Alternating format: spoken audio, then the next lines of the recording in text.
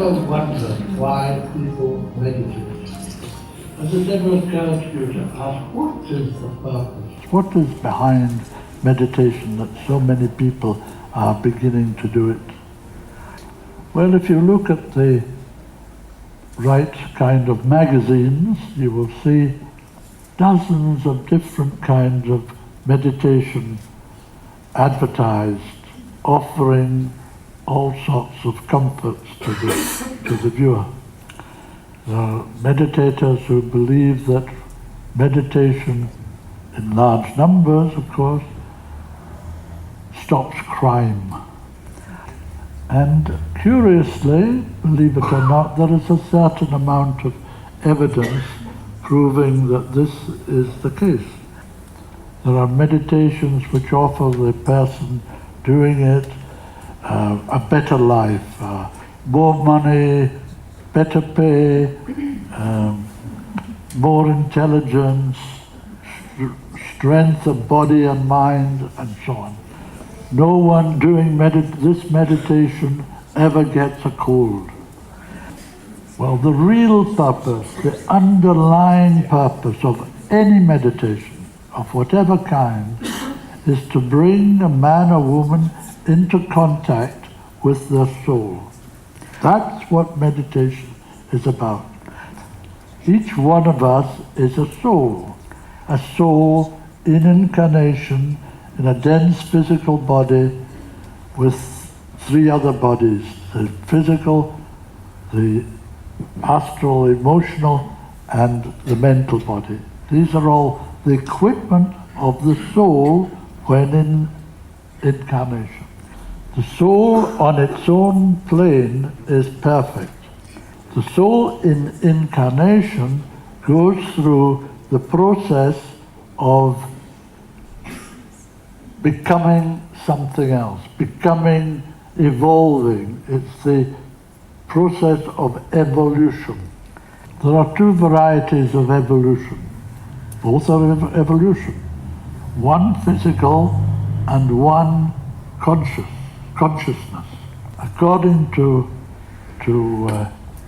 the scientists, we have all evolved in our physical makeup. The form of the human being has evolved over millions of years. We broke away from the animal kingdom millions of years ago and developed another thread, but we still owe our physical bodies to the evolution of the animal kingdom. And the physical evolution is more or less perfected. There are just slight things where most individuals have not perfected qualities of sight, and that remains to be brought about. Of sight? Yeah, of the eye. Mm-hmm.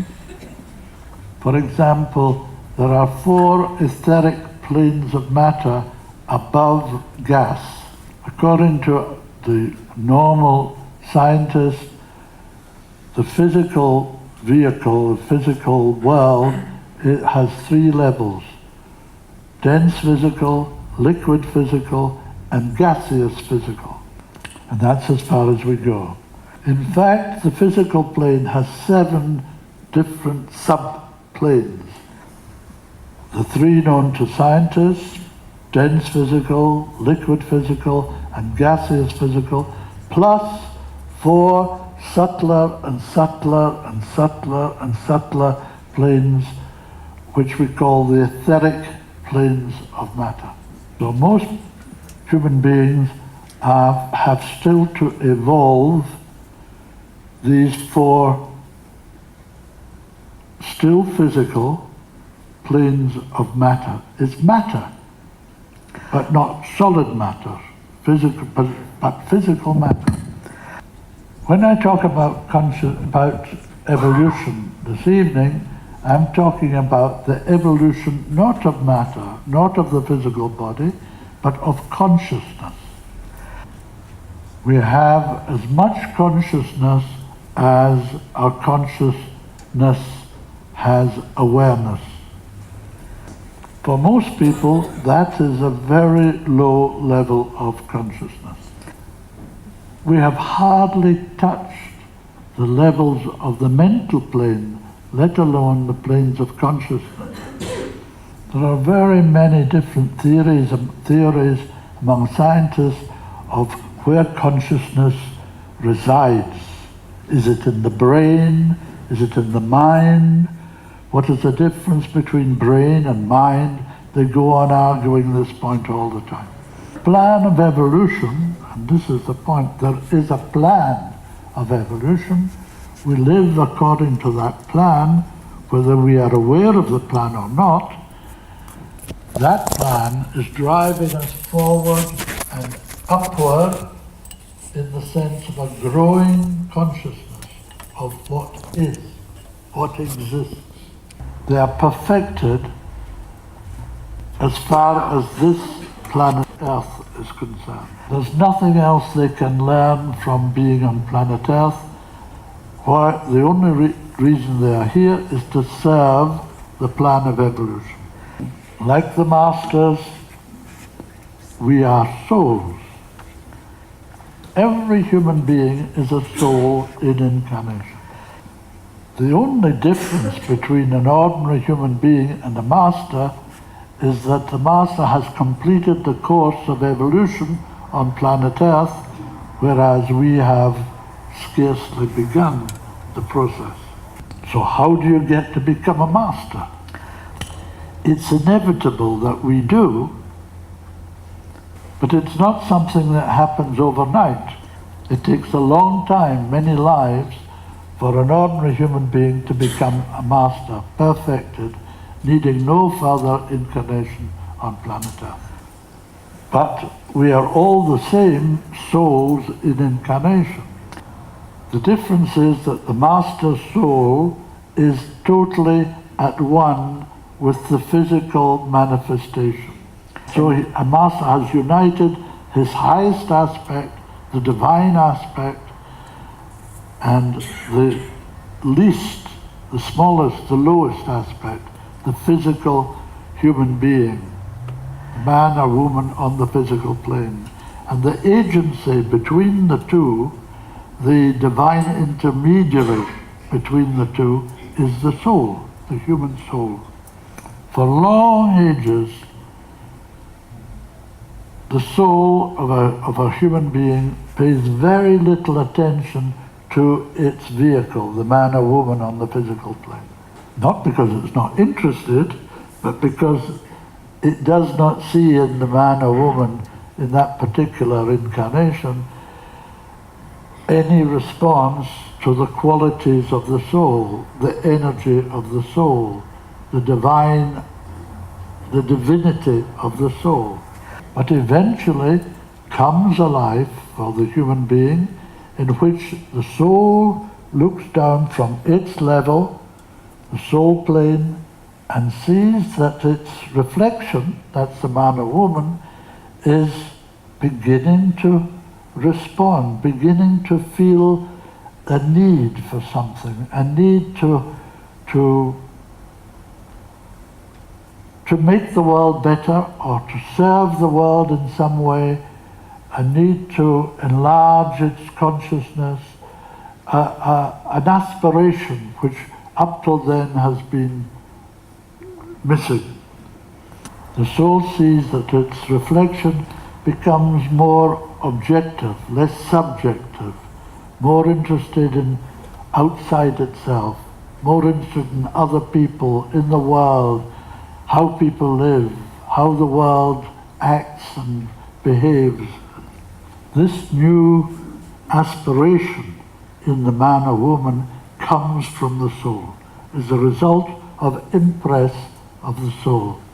And as soon as this is expressing itself in the human being, the soul brings its vehicle, the man or woman, into meditation of some kind.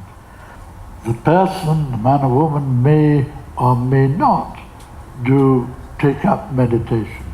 It may be too fleeting, the impression may be too refined, or not strong enough, and so on. or they may be lazy and not want to do it and so on. But eventually comes a life in which they take up some kind of meditation. In this way, the soul can impress its vehicle, that's the man or woman, more and more strongly. It lights a little lamp in the soul chakra.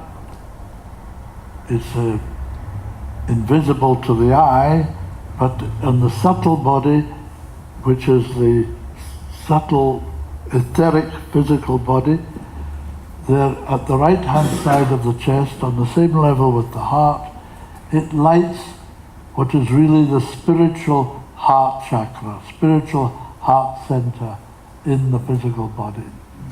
And in this way, it can impress its vehicle more and more, directly in through the heart center.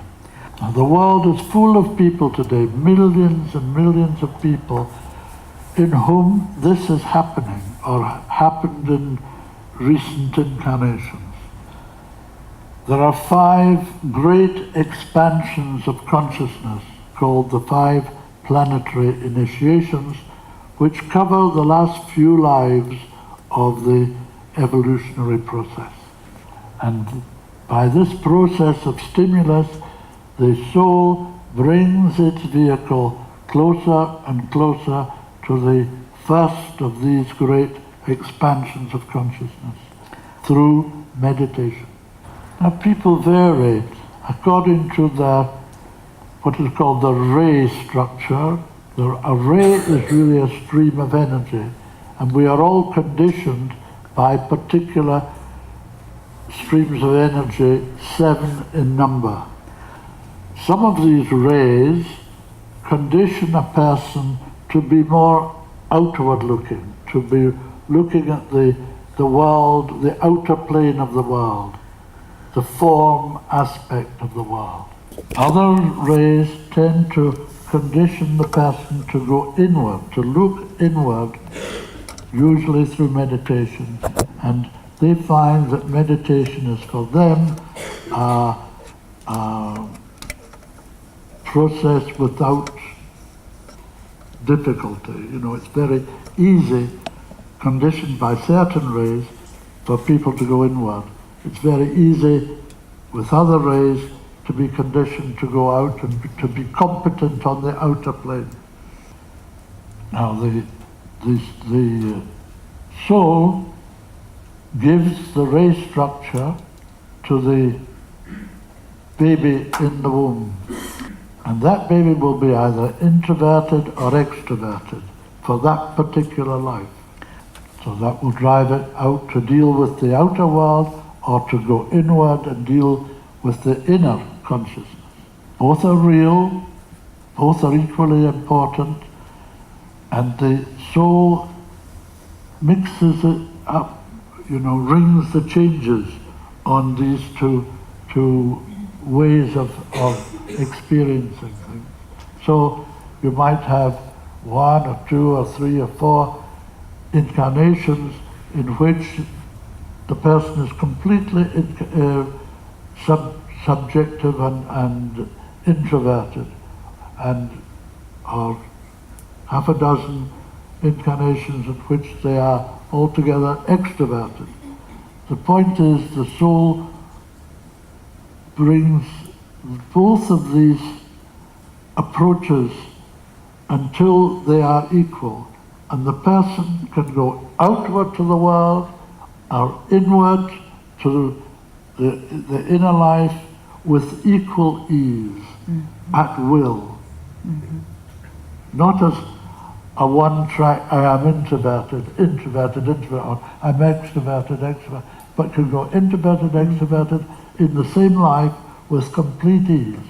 And that is the aim of the soul, to build this facility for inner life and outer life on an equal, at-will level of performance. This ability to go into the world or inside in consciousness with equal facility at will is the sign of the initiate. Two things take the man or woman to the point of initiation, that is meditation and service. As soon as the soul succeeds in making contact, strong contact with its reflection, the man or woman, the person desires to serve. Suddenly, it may have no interest in service before that time, but suddenly it begins to look to the world in terms of what can I do for the world? What do I see is needed in the world? How can I help people? How can I help to change life for the better, and so on? Service becomes a very important part of the nature of the person who is making a conscious movement in evolution. And that is because the soul is impressing its vehicle, the man or woman, to serve. The nature of the soul is to serve. That's all it knows. It comes into incarnation in order to serve the plan of evolution. Now, at the present moment, there are about 850,000 people in incarnation, I mean many outside incarnation, but in incarnation at the present time, about 850,000, a little more than that, who have taken the first of these 5 initiations, which doesn't seem very many compared with 6.7 billion people. But the disciple, person who has taken even the first initiation, is already more powerful in the world in terms of consciousness than the average person who has not taken that first initiation. Of those who have taken the second initiation, there is about 240,000 people. And those who have taken the third initiation, there are about between 2,000 and 3,000 people. And of those who have taken the fourth initiation, there are about 450 altogether. In incarnation at the present time. That's only at the present time. Of course, it's changing slightly as people die, other people come in. At the present time, more advanced people are coming into incarnation at this point in history. So more and more babies are born who are relatively, considerably more advanced in this sense, more evolved than their parents are.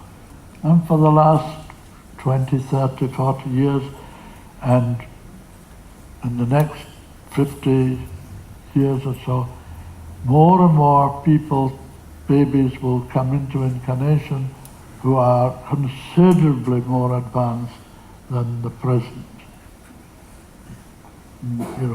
number of people. And every period brings into incarnation those who are equipped to deal with the problems arising in the world at that time. This is how evolution proceeds. There are always greater problems as more and more people are in the world. There are 6.7 billion people in incarnation. This is the most there's been ever. And so there are an enormous number of problems, some of which we know only too well. But people are coming in who can deal with these problems.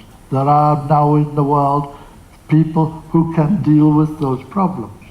What is this to do with meditation?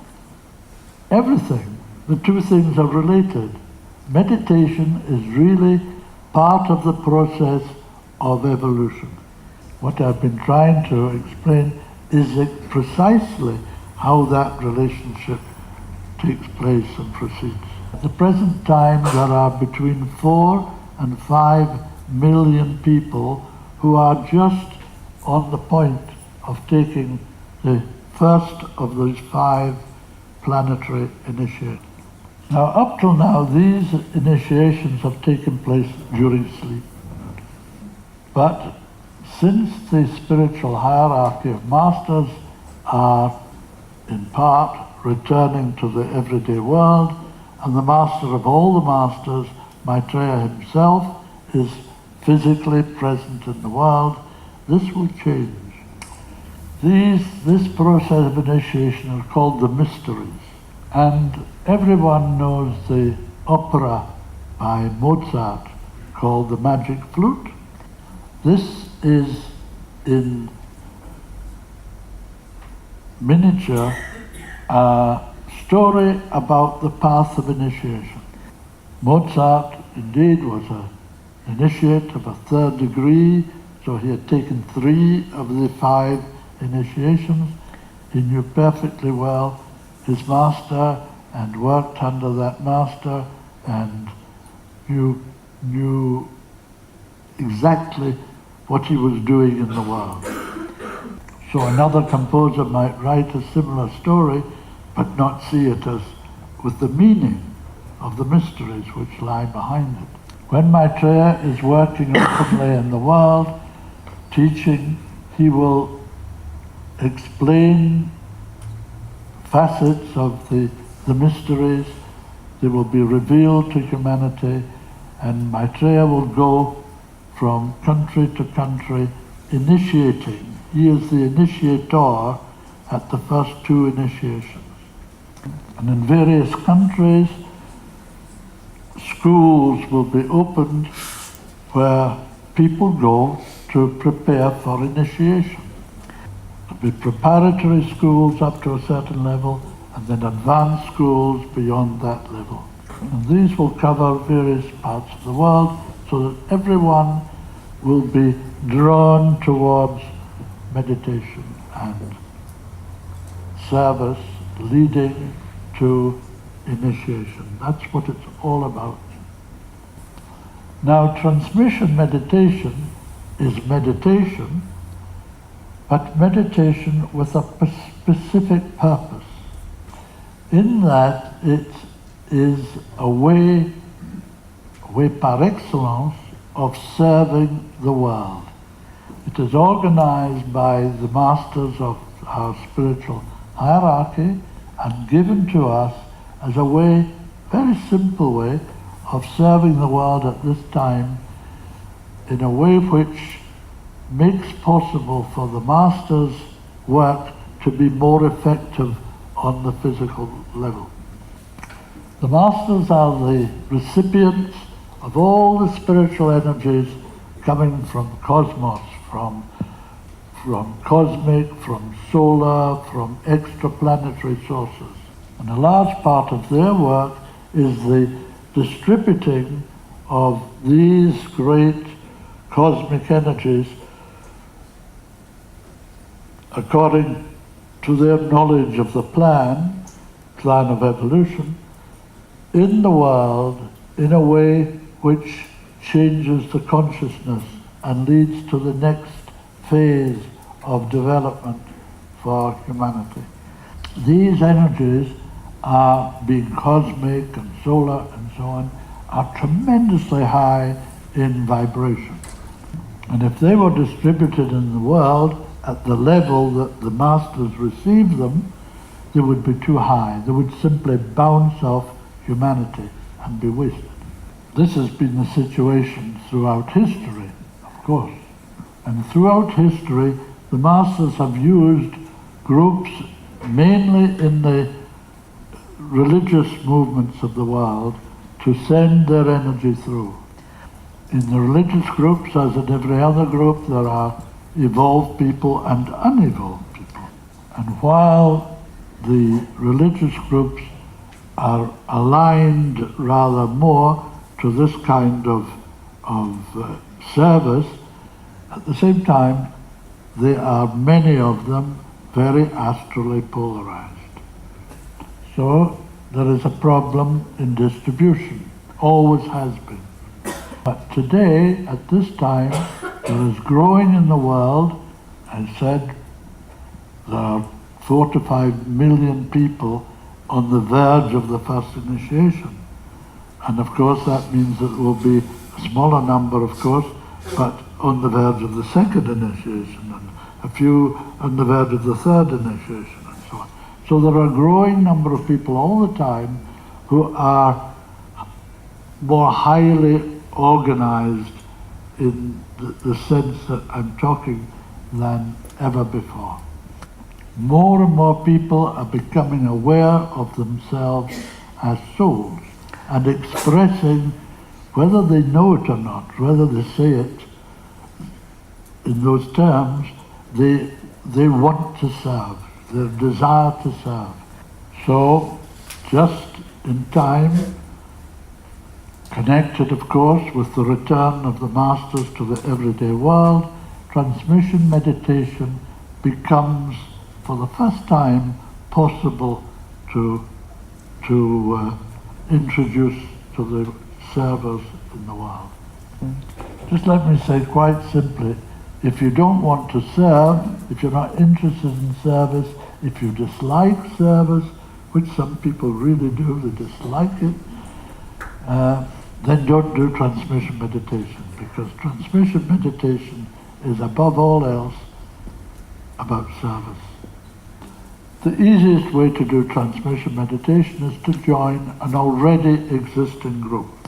And in a great many of the larger towns in the world there are such transmission meditations. If you do join a group, you'll find that they meet on prescribed days, arranged by the group, not by the masters, but by the group. That can be once or twice or 3 times a week, on any day of the week and any time of day. So the group might meet Monday, Wednesday, Friday, or Tuesday, Thursday and Saturday, or whatever the group finds convenient. And the group will meet for 1, 2, 3, 4, 5, whatever number of hours they determine that they are able to do. And they will find that the actual meditation is very, very simple to learn to do and to do, in fact. All they have to do is to learn to hold their attention at this point between the eyebrows, not in the head, in the forehead, but here between the eyebrows. You may know that there are 7 chakras or centers of force in the spine of every human being, and these go from the top of the head to the base of the spine. And this one, between the eyebrows, is called the Ajna, A-J-N-A, Ajna chakra, and is the directing center in the head. To invoke the energies from the masters, the group together say the great invocation. This was given by the masters through Alice A. Bailey, a disciple through whom was given the Alice Bailey teachings, great teachings of some 20-odd books from one of the masters, which are probably the best known literature from the masters. The great invocation is a great prayer or mantram which was used by Maitreya for the first time when he decided to come into the world. Decision made in June 1945. This is not the form of it used by Maitreya. He uses an ancient formula which is 7 mystic phrases long, but it has been translated by hierarchy into a form which we can use and understand. And it's used by millions and millions of people all over the world, not necessarily in respect of transmission meditation, but just used by people. So the group sound aloud the great invocation from the point of light within the mind of God, let light stream forth into the minds of men. And then there are several phrases which they say. It begins like that. And as soon as this is said, it alerts the masters to that group, between the group and the masters. And through that conduit, the masters send the energies to the group. The group receive the energies. They are sent by the masters through the chakras, these 7 force centers, energy centers up the spine. And they usually use the top ones, the heart chakra, the throat chakra, the ajna center, and the center at the top of the head. And holding the attention at the ajna center, they are linked to the transmission. As the energies are sent through, so long as the attention is held here between the eyebrows, you have the possibility of the energy being sent through your chakras. If your attention drops, which in the beginning I assure you it will do, unless you have a good experience in meditation, but if you are new to it, you will find that you cannot hold it here all the time. It will drop down here to the solar plexus where most people hold their attention. But the attention should be here all the time, not just in transmission meditation. If your attention drops, which I assure you it will drop to here, and you become aware that you no longer feel this vibration here in the ajna center, you sound the mantra Om. And as soon as you think, you don't sound it aloud, but you think it, Om, Om, like that. As soon as you think Om, your attention will automatically come back to the ajna center. And that's all you do. It's as simple as that. Because the masters do all the work. Transmission meditation is really a combination of 2 yogas. One, karma yoga, which is the yoga of service, and 2, laya yoga, which is the yoga of the chakras, the energies. Now you're doing the service just by allowing these energies to flow through you, through the chakras.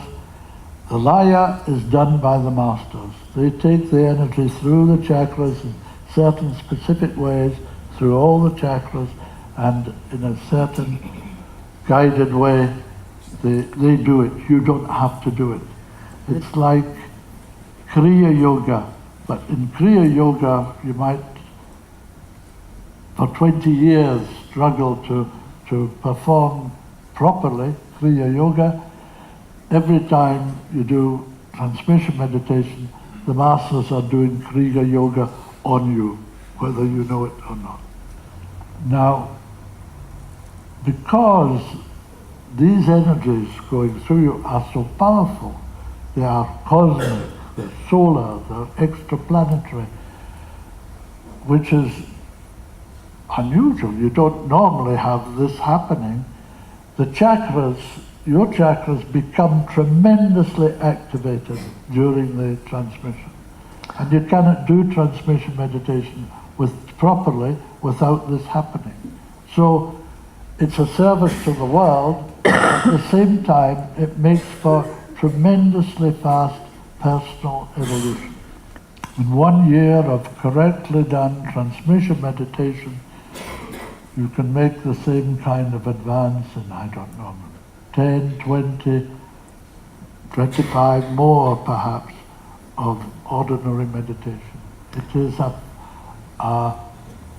like a hothouse, you know, a forcing process. If you don't want to go through a hothouse, don't do transmission meditation, because it is tremendously powerful. Now some kind-hearted people, when they receive these energies, think that wouldn't it be a good idea to send it to their friends? These great, powerful energies they think are healing energies. They're not specifically healing energies. They may heal, but that's not the purpose. They are cosmic energies of various kinds, of different kinds, with different results. And they think if they send them to maybe Iraq or where there is problems, where it might help the bank collapse or something like that, they send them to the bankers. Oh, Manche Leute, what a hope! What a hope to send it to the bankers. They are specifically asked not to try to send the energies anywhere at all. Not to friends, not to special countries, not to special groups, whom they might think would benefit from these tremendous spiritual forces. Now, when I'm present, the routine is somewhat different in that I am overshadowed for the whole of the transmission by Maitreya. And it becomes, through me, a great spiritual nourishing of the group. So I'm sitting now in the middle of all the people. That's why we have all the men together, all the women together, and the women go down there 40 odd spaces, because of the imbalance of men and women in the group. Now, at any transmission meditation, when I'm not present, you can sit anyhow you like. You don't have to hold hands. It doesn't matter if you're only a few people. It doesn't matter very much how you sit. But with a group this size, and when I'm overshadowed, we have to hold hands. And through me, the energy flows through every person in the group. However far they are from me, that same energy goes through everybody in the group. So no one is left out.